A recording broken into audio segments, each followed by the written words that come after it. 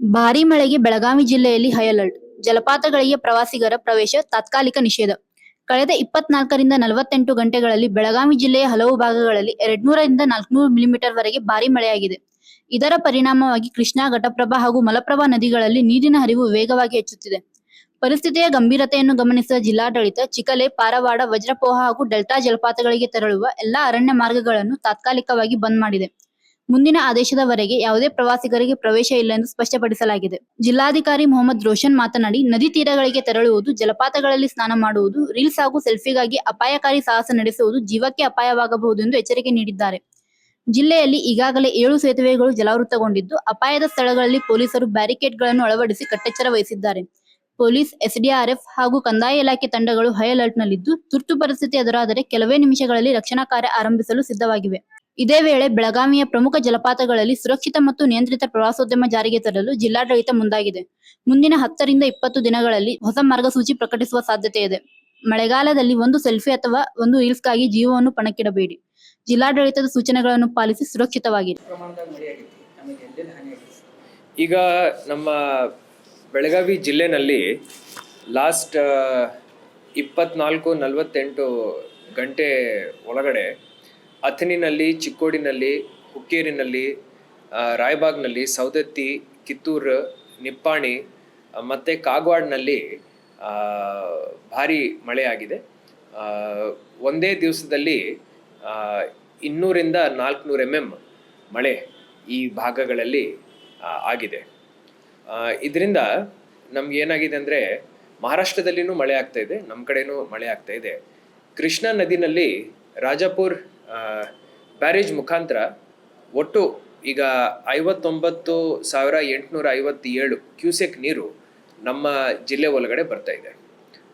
ಇದರಲ್ಲಿ ಮತ್ತೆ ದುದ್ಗಂಗಾ, ವೇದಗಂಗಾ ಸೇರಿಕೊಂಡು ಇನ್ನೊಂದು 17,000 ಕ್ಯೂಸೆಕ್ಸ್ ಅದರಲ್ಲಿ ಜೋಡಣೆ ಆಗಿ ಎಲ್ಲ ಹೋಗಿ ಹಿಪ್ಪರಗಿಗೆ ಹೋಗಿ ಅಲ್ಲಿ ಸ್ಟೋರ್ ಆಗ್ತಾ ಇದೆ. ಈಗ ಸದ್ಯಕ್ಕೆ ಹಿಪ್ಪರಗಿನಲ್ಲಿ ನಾವು ನೀರಿನ ಮಟ್ಟ ನಾವು ನೋಡಿದ್ದೀವಿ ಅಂದರೆ 1.54 TMC ನೀರು ಅಲ್ಲಿ ನಾವು ಸಂಗ್ರಹಣೆ ಮಾಡ್ಕೊಂಡಿದ್ವಿ. ಇದೆಲ್ಲ ಇತ್ತೀಚೆಗೆ ಲಾಸ್ಟ್ ಒಂದು 4-5 ಡೇಸ್ ಒಳಗಡೆ ಆಗಿರುವಂಥ ಡೆವಲಪ್ಮೆಂಟ್. ಘಟಪ್ರಭಾನಲ್ಲಿ ಈಗ ಹಿಡಕಲ್ ಜಲಾಶಯದಲ್ಲಿ 14,143 ಕ್ಯೂಸೆಕ್ ನೀರು ಈಗ ಇನ್ಫ್ಲೋ ಆಗ್ತಾ ಇದೆ. ಲೋಳ್ಸೂರು ಬ್ರಿಡ್ಜಲ್ಲಿನೂ ನಮ್ಮದೊಂದು ಗೇಜ್ ಇದೆ. ಆ ಗೇಜಲ್ಲಿ 8,580 ಕ್ಯೂಸೆಕ್ ನೀರು ಫ್ಲೋ ಆಗ್ತಾ ಇದೆ. ಈ 8,500 ಕ್ಯೂಸೆಕ್ ನೀರೇನಿದೆ ಅದು ಗೋಕಾಕ್ ಸೈಡಿಂದ ಹೋಗುತ್ತೆ. ಮೂರನೇದು ಮಲಪ್ರಭಾನಲ್ಲಿ ಈಗ ನೀರು ಇನ್ಫ್ಲೋ ಬರ್ತಾ ಇದೆ. 2,069 ಕ್ಯೂಸೆಕ್ ನೀರು ಈಗ ಇನ್ಫ್ಲೋ ಬರ್ತಾ ಇದೆ.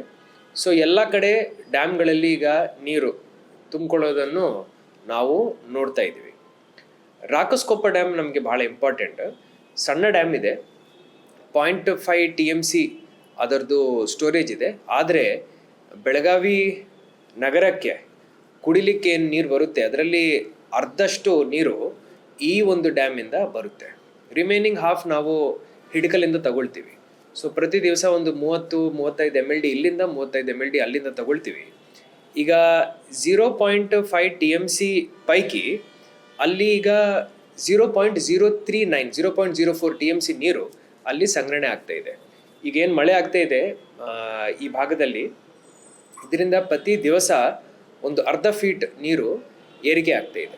ಸೊ ಪ್ರತಿ 2 ದಿವಸಕ್ಕೆ 1 ಫೀಟ್ ಏರಿಕೆ ಏನಾಗುತ್ತೆ, ಅದರಿಂದ 5ರಿಂದ 8 ದಿವಸದ ಕುಡಿಲಿಕ್ಕೆ ನೀರಿನ ಲಭ್ಯತೆ ನಮಗೆ ಅಲ್ಲಿ ಸಿಗುತ್ತೆ. ಈ ಮಳೆಯಿಂದ ಏನಾಗಿದೆ, ಮನೆಗಳು ಸ್ವಲ್ಪ ಯಾವ್ಯಾವುದು ಮಣ್ಣಿನ ಗೋಡೆಗಳಿದ್ದಾವೆ ಆ ರೀತಿಯ ಮನೆಗಳು ಸ್ವಲ್ಪ ಡಿಸ್ಟ್ರಾಯ್ ಆಗಿದ್ದಾವೆ, ಕುಸಿದಿದ್ದಾವೆ. ಇದರಲ್ಲಿ ನಮಗೆ 5 ಮನೆಗಳು ಲಾಸ್ಟ್ 2 ಡೇಸಲ್ಲಿ ಹಾನಿಯಾಗಿದೆ, ಪೂರ್ತಿ ಪ್ರಮಾಣದ ಹಾನಿಯಾಗಿದೆ. ಆ್ಯಂಡ್ ಒಂದು ಕ್ಯಾಟಿಲ್, ಒಂದು ಎಮ್ಮೆ ಚಿಕ್ಕೋಡಿನಲ್ಲಿ ನಮ್ಮ ವದ್ರಾಳ್ ಗ್ರಾಮದಲ್ಲಿ ಒಂದು ಹಾನಿಯಾಗಿದೆ. ಎಲ್ಲ ರೀತಿಯ ಪರಿಹಾರ ನಮ್ಮ ನಾರ್ಮ್ಸ್ ಪ್ರಕಾರ ಏನು ಬರುತ್ತೆ, NDRF SDRF ನಾರ್ಮ್ಸ್ ಪ್ರಕಾರ ಅದನ್ನು ನಾವು ಕೊಡಬೇಕಂತ ಹೇಳಿ ನಾನು ತಹಶೀಲ್ದಾರ್ ಎಲ್ಲ ಕನ್ಸರ್ನ್ಡ್ ತಹಶೀಲ್ದಾರ್ಸ್ಗೆ ಹೇಳಿದ್ದೀನಿ. ಅವರು ಇವತ್ತು ಒಳಗಡೆ ಅದನ್ನು ಕೊಡ್ತಾರೆ. ಈಗ ನಮ್ಮ ಬೆಳಗಾವಿ ಜಿಲ್ಲೆ ಪ್ರವಾಸಿ ತಾಣಗಳಲ್ಲಿ ಏನೇನು ಅರಣ್ಯ ಪ್ರದೇಶ ಒಳಗಡೆ ಇದ್ದಾವೆ ಅಲ್ಲಿ ಈಗ ವಾಟರ್ ಫಾಲ್ಸಲ್ಲಿ ನೀರು ಅವೈಲೇಬಲ್ ಇದೆ. ಸೊ ಇದನ್ನು ನೋಡಲಿಕ್ಕೆ ಎಲ್ಲ ಟೂರಿಸ್ಟ್ ಬರ್ತಾ ಇದ್ದಾರೆ. ಈ ಸದ್ಯಕ್ಕೆ ಅಲ್ಲಿ ಸೇಫ್ ಇಲ್ಲ. ಫಾರೆಸ್ಟ್ ಒಳಗಡೆ ಹೋಗಿ ಸ್ವಯಂ ಪ್ರೇರಿತರಾಗಿ ರೂಟ್ಸ್ ಐಡೆಂಟಿಫೈ ಮಾಡಿಕೊಂಡು ಹೋಗಿ ಈ ಫಾಲ್ಸಲ್ಲಿ ರೀಲ್ಸ್ ಮಾಡೋದು, ಸೋಷಿಯಲ್ ಮೀಡಿಯಾದಲ್ಲಿ ಹಾಕಲಿಕ್ಕೆ ಅಡ್ವೆಂಚರ್ ಮಾಡೋದನ್ನು ನಾವು ಲಾಸ್ಟ್ ಇಯರು ನೋಟಿಸ್ ಮಾಡಿದ್ದೀವಿ. ಈಗ ಫಾರೆಸ್ಟ್ ಡಿಪಾರ್ಟ್ಮೆಂಟ್ ಮುಖಾಂತರ ಒಂದು ನಿಷೇಧಾಜ್ಞೆಯನ್ನು ಹೊರಡಿಸಲಾಗಿದೆ. ನಮ್ಮ ಬೆಳಗಾವಿ ಜಿಲ್ಲೆಯಿಂದ ಫಾರೆಸ್ಟ್ ಮುಖಾಂತರ ಇರುವಂಥ ರೂಟ್ಗಳನ್ನು ನಾವು ಸದ್ಯಕ್ಕೆ ಕ್ಲೋಸ್ ಮಾಡಿದ್ದೀವಿ. ಭಾರಿ ಮಳೆ ಆಗ್ತಾ ಇದೆ ಖಾನಾಪುರ ಸೈಡಲ್ಲಿನೂ. ಸೊ ಈಗ ಚಿಕ್ಕಳೆ ಫಾಲ್ಸ್ಗೆ ಹೋಗೋ ದಾರಿ, ಪರವಾಡ ಫಾಲ್ಸ್ಗೆ ಹೋಗೋ ದಾರಿ, ಮತ್ತು ವಜ್ರಪೋಹ ಫಾಲ್ಸ್ಗೆ ಹೋಗೋ ದಾರಿ ಹಾಗೂ ಡೆಲ್ಟಾ ಫಾಲ್ಸ್ ಆ ಕಡೆ ಇದೆ. ಆದರೆ ನಮ್ಮ ಬೆಳಗಾವಿಯಿಂದ ಏನು ರೂಟ್ ಇದೆ ಅದನ್ನು ನಾವು ಸದ್ಯಕ್ಕೆ ನಿಷೇಧಿಸಿದ್ದೀವಿ. ಸೊ ಅಲ್ಲಿಂದ ಪ್ರವಾಸಿಗರು ಈಗ ಸದ್ಯಕ್ಕೆ ಹೋಗಲಿಕ್ಕಿಲ್ಲ. ಆ್ಯಂಡ್ ಇದೇ ರೀತಿ ಮಳೆ ಇನ್ನೊಂದು 15-20 ದಿವಸ ಆಗಿದೆ ಅಂದರೆ ಆಗಸ್ಟ್ ಅಂತ್ಯದ ತನಕ ನಮಗೆ ಯಾವುದೇ ಕುಡಿಯುವ ನೀರಿನ ಪ್ರಾಬ್ಲಮ್ ಬರಲ್ಲ. ಭಾಳ ನಾವು ರೇಷನ್ ಮಾಡಿಕೊಂಡು ನೀರನ್ನು ಬಳಕೆ ಮಾಡ್ಕೊಳ್ತಾ ಇದ್ದೀವಿ. ಈಗ ಮಳೆ ಆಗ್ತಾ ಇದೆ ಅಂತ ಹೇಳಿ ನಾವು ಮಿಸ್ಯೂಸ್ ಮಾಡಲಿಕ್ಕಿಲ್ಲ ನೀರು. ಯಾಕೆ ಅಂದರೆ ಮಾನ್ಸೂನಲ್ಲಿ ಮುಂಗಾರಿನಲ್ಲಿ ಬರಬೇಕಾಗಿರುವಂಥ ಮಳೆ ಪ್ರಮಾಣ ನಾವು ನೋಡಿದ್ದೀವಿ ಅಂದರೆ ಸರಿಸುಮಾರು ಒಂದು 30% ಇದರಲ್ಲಿ ಕಡಿಮೆ ಪ್ರಮಾಣ ನಮಗೆ ಈ ವರ್ಷ ಮಳೆ ಆಗ್ತಾ ಇದೆ. ಸೊ ಅದರಿಂದ ಭಾಳ ನೋಡಿಕೊಂಡು ಯೋಚನೆ ಮಾಡಿ ನಾವು ನೀರನ್ನು ನಾವು ಸಿಟಿಸನ್ಸ್ಗೆ ಕೊಡ್ತಾ ಇದ್ದೀವಿ. ಅವರು ಬಳಕೆ ಮಾಡಿಕೊಳ್ಳುವಾಗ ಸ್ವಲ್ಪ ಯೋಚನೆ ಮಾಡಿ ಬಳಕೆ ಮಾಡಬೇಕು. ಸರಿ, ಈಗ ಕುಡಿಯೋ ನೀರಿನ ಸಮಸ್ಯೆ ಉತ್ತರ ಮಳೆ ಮುಂದುವರೆದ್ರೆ ಈ ಕೆಳಗಡೆ ಇರತಕ್ಕ ಮನೆಗಳು ಹಾಳಾಗ್ತವೆ. ಅದಕ್ಕೆಲ್ಲ ಜಿಲ್ಲಾಡಳಿತ ಯಾವ ರೀತಿ ಮುಂದೆ? ಸೊ ಈಗ ಗ್ರಾಮ ಪಂಚಾಯಿತಿಗಳ ಮುಖಾಂತರ ಹಾಗೂ ನಗರ ಸ್ಥಳೀಯ ಸಂಸ್ಥೆಗಳ ಮುಖಾಂತರ ಲೋ ಲೈಯಿಂಗ್ ಏರಿಯಾಸಲ್ಲಿ ಇರುವಂಥ ಮನೆಗಳು ಹಾಗೂ ಯಾವ ಮನೆಗಳ ಸ್ಥಿತಿ ಸ್ವಲ್ಪ ಗಂಭೀರವಾಗಿದೆ ಅವರನ್ನು ನಾವು ಮ್ಯಾಪಿಂಗ್ ಮಾಡಲಿಕ್ಕೆ ಹೇಳಿದ್ದೀವಿ. Vulnerable house mapping. ಸೊ ಈ ಮ್ಯಾಪಿಂಗ್ ಮುಖಾಂತರ ಅವ್ರಿಗೆ ನಾವು ಇಂಟಿಮೇಷನ್ ಕೊಡ್ತೀವಿ. ಮಳೆ ಸ್ವಲ್ಪ ಜಾಸ್ತಿ ಪ್ರಮಾಣದಲ್ಲಿ ಆಗ್ತಾ ಇದೆ ಅಂದರೆ ನಾವು ಟ್ರಿಗರ್ ಮಾಡ್ತೀವಿ ಅವರಿಗೆ. ನಮ್ಮ ವಿಲೇಜ್ ಅಕೌಂಟೆಂಟ್ಸ್ ಮುಖಾಂತರ, PDO ಮುಖಾಂತರ ಹಾಗೂ ಬಿಲ್ ಕಲೆಕ್ಟರ್ಗಳ ಮುಖಾಂತರ ಅವರು ಅವರ ಸಂಬಂಧಿಕರ ಮನೆಗೆ ಹೋಗಬೇಕು. ಫಸ್ಟ್ ನಮ್ಮದು ಏನಂದರೆ ಪ್ರಯಾರಿಟಿ ಇವೆಲ್ಲ ಖಾಸಗಿ ಮನೆಗಳು. ನಾವು ಹೋಗಿ ರಿಪೇರಿ ಅವರ ಮನೆಗೆ ನಾವು ರಿಪೇರಿ ಮಾಡಲಿಕ್ಕೆ ಆಗಲ್ಲ. ಆದರೆ ಜೀವಕ್ಕೆ ಯಾವುದೇ ಹಾನಿ ಆಗಬಾರ್ದು. ಮುನ್ಸೂಚನೆಯನ್ನು ಅವರಿಗೆ ನೀಡಿದ ನಂತರ ಅವರವರ ಸಂಬಂಧಿಕರ ಮನೆಗೆ ಹೋಗಲಿಕ್ಕೆ ಅವರಿಗೆ ಒಂದು ಅವಕಾಶ ಕಲ್ಪಿಸ್ತೀವಿ. ಈ ಒಂದು ಕೆಲಸವನ್ನು ನಾವು ಮಾಡ್ತೀವಿ. ನದಿ ದಡದಲ್ಲಿ ಇರೋರಿಗೆ ಏನು ಹೇಳ್ತೀವಿ ಸರ್? ಕೇರ್ಫುಲ್ ಇರಬೇಕು. ಲಾಸ್ಟ್ ಇಯರು ಹೇಳಿದ್ದೀವಿ, ಬಿಫೋರ್ ಲಾಸ್ಟ್ ಇಯರು ಹೇಳಿದ್ದೀವಿ. ಅನ್ನೆಸೆಸರಿಲಿ ಅಲ್ಲಿ ನದಿ ಬದಿಗೆ ಹೋಗೋ ಈಗ ಅವಶ್ಯಕತೆ ಇಲ್ಲ. ಮಳೆ ಆಗ್ತಾ ಇದೆ, ಮೋಟರ್ ಹಾಕೋ ಅವಶ್ಯಕತೆ ಇಲ್ಲ, ಅಲ್ಲಿ ಮೋಟರ್ ರಿಪೇರಿ ಮಾಡಿಸೋ ಅವಶ್ಯಕತೆ ಇಲ್ಲ.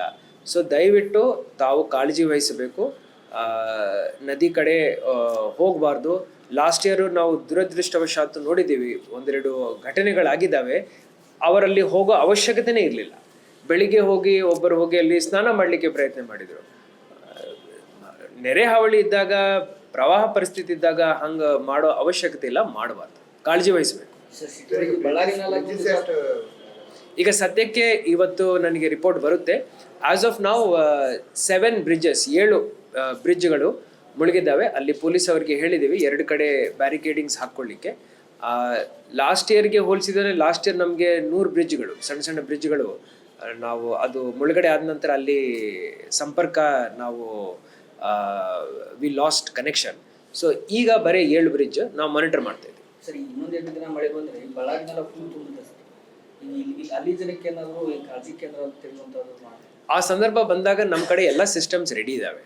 ನಾವು ಬರೀ ಒಂದು 15 ಮಿನಿಟ್ಸ್ ಒಳಗಡೆ ನಮ್ಮ ಸಿಸ್ಟಮ್ಸ್ನು ಆ್ಯಕ್ಟಿವೇಟ್ ಮಾಡೋ ಕ್ಷಮತೆ ನಮ್ಮ ಕಡೆ ಇದೆ. ಸೊ ನಾವು ಕಂಟಿನ್ಯೂಸ್ಲಿ ಮಾನಿಟರ್ ಮಾಡ್ತಾ ಇದ್ದೀವಿ. ಎಲ್ಲ ಡೀಟೇಲ್ಸ್ ಇದೆ. DC ಆಫೀಸಲ್ಲಿ ಕಂಟ್ರೋಲ್ ರೂಮ್ ಆಲ್ರೆಡಿ ಆಪರೇಷನಲ್ ಇದೆ, ಹಾಗೂ ಪೊಲೀಸ್ ಅವರು ಅಲರ್ಟ್ ಮೇಲೆ ಇದ್ದಾರೆ. ನಮ್ಮ SDRF ಟೀಮ್ಸ್ ಅಲರ್ಟ್ ಮೇಲೆ ಇದ್ದಾವೆ.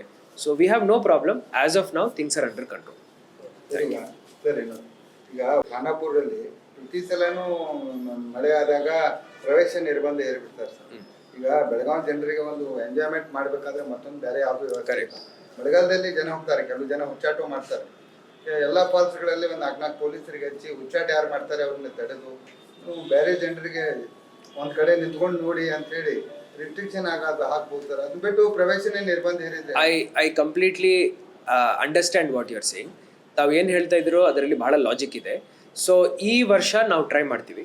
ಈಗ ನಾನು ಎಲ್ಲ ಫಾರೆಸ್ಟ್ ಆಫೀಸರ್ಸ್ ಜೊತೆ ಮತ್ತು DCF ಅವರನ್ನು ಕರೆಸ್ಕೊಂಡು ಲಿಮಿಟೆಡ್ ರೆಸ್ಟ್ರಿಕ್ಟೆಡ್ ಸೇಫ್ ಟೂರಿಸಮ್ ಹೆಂಗೆ ಮಾಡ್ಬೇಕನ್ನೋದ್ರ ಬಗ್ಗೆ ನಾವು ಯೋಚನೆ ಮಾಡ್ತೀವಿ.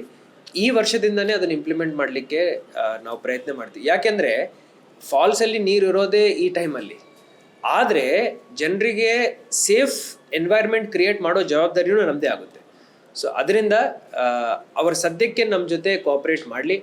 ಇನ್ನೊಂದು 10-20 ಡೇಸ್ ಒಳಗಡೆ ಒಂದು ರೋಡ್ ಮ್ಯಾಪ್ ನಾವು ಎಸ್ಟಾಬ್ಲಿಷ್ ಮಾಡ್ತೀವಿ. ಆ ರೋಡ್ ಮ್ಯಾಪ್ ಪ್ರಕಾರ ಅವರು ನಾವು ಹೆಂಗೆ ಗೈಡ್ಲೈನ್ಸ್ ಕೊಡ್ತೀವೋ ಆ ಗೈಡ್ಲೈನ್ಸ್ ಪಾಲನೆ ಮಾಡಿಕೊಂಡು ಈ ನಾವು ಗೈಡೆಡ್ ಟೂರೇ ಮಾಡಲಿಕ್ಕೆ ಪ್ರಯತ್ನ ಮಾಡ್ತೀವಿ. ಸೊ ದಿನಕ್ಕೆ 1-2 ಬ್ಯಾಚ್ ಹೋಗೋ ಥರ ಕಂಟ್ರೋಲ್ಡ್ ಟೂರಿಸಮ್ನು ರೆಗ್ಯುಲೇಟೆಡ್ ಆ್ಯಂಡ್ ಸೇಫ್ ಟೂರಿಸಮ್ನು ಮಾಡಲಿಕ್ಕೆ ನಾವು ಪ್ರಯತ್ನ ಮಾಡ್ತೀವಿ. ಇಲ್ಲಿ ಅಂಬೋಲಿಯಲ್ಲೂ ಹಂಗ ಮಾಡ್ತಾರೆ ಸರ್. ಮೇಲ್ಗಡೆ ಯಾರು ಹತ್ತಬಾರ್ದು, ನೀರಿನಲ್ಲಿ ಇಳಿಬಾರ್ದು, ದೂರ ನಿಂತ ನೋಡ್ಕೋಬೇಕು ಅಂತ ರಿಸ್ಟ್ರಿಕ್ಷನ್ ಮಾಡಿದ್ದಾರೆ. ಆದ್ರೆ ಅಲ್ಲಿ ಹೋಗ್ಲೇಬಾರ್ದು ಅಂತ ನಿರ್ಬಂಧ ಹೇರಿಲ್ಲ. ಲಾಸ್ಟ್ ಇಯರ್ ನಾವು ಗೋಕಾಕಲ್ಲಿನೂ ಕಂಟ್ರೋಲ್ಡ್ ಟೂರಿಸಮ್ ಮಾಡಲಿಕ್ಕೆ ಪ್ರಯತ್ನ ಮಾಡಿದ್ದೀವಿ. ಆದರೆ ಸಾವಿರಾರು ಜನ ಬಂದ್ಬಿಟ್ಟು ನಾವು ಏನು ಬ್ಯಾರಿಕೇಡಿಂಗ್ ಹಾಕಿದ್ದೇವೋ ಅದನ್ನು ಸರಿಸಿ ಕೆಳಗಡೆ ಹೋಗ್ಬಿಟ್ಟು ಸ್ನಾನ ಮಾಡಿಬಿಟ್ಟು ಏನೇನೋ ಮಾಡಿದ್ದಾರೆ. ರೀಲ್ಸ್ ಮಾಡಲಿಕ್ಕೆ ಬಹಳ ಪ್ರಯತ್ನ ಮಾಡ್ತಾರೆ. ಸೊ ಆಯಿತು, ತಾವು ಹೇಳ್ತಿರೋದು ಕರೆಕ್ಟ್ ಇದೆ, ಅವಕಾಶ ಮಾಡಿಕೊಡ್ಬೇಕು. ಆದರೆ ಎಲ್ಲರೂ ಯಾರ್ಯಾರು ಬರ್ತಾರೆ, ಪ್ರವಾಸಿಗರು, ಸಾರ್ವಜನಿಕರು, ಅವರು ಭಾಳ ಜವಾಬ್ದಾರಿಯಿಂದ ಎಲ್ಲ ಕಂಡೀಷನ್ಸ್ ನಾವೇನು ಹಾಕ್ತೀವೋ ಫ್ಯೂಚರಲ್ಲಿ ಅದನ್ನು ಫಾಲೋ ಮಾಡಿದ್ದಾರೆ ಅಂದರೆ ಇದನ್ನು ಕಂಟಿನ್ಯೂ ಮಾಡಲಿಕ್ಕೆ ಸಾಧ್ಯ. ಫಾಲೋ ಮಾಡಲಿಲ್ಲ ಅಂದರೆ ಮತ್ತೆ ನಾವು ರೆಸ್ಟ್ರಿಕ್ಷನ್ನೇ ಮಾಡ್ತೀವಿ.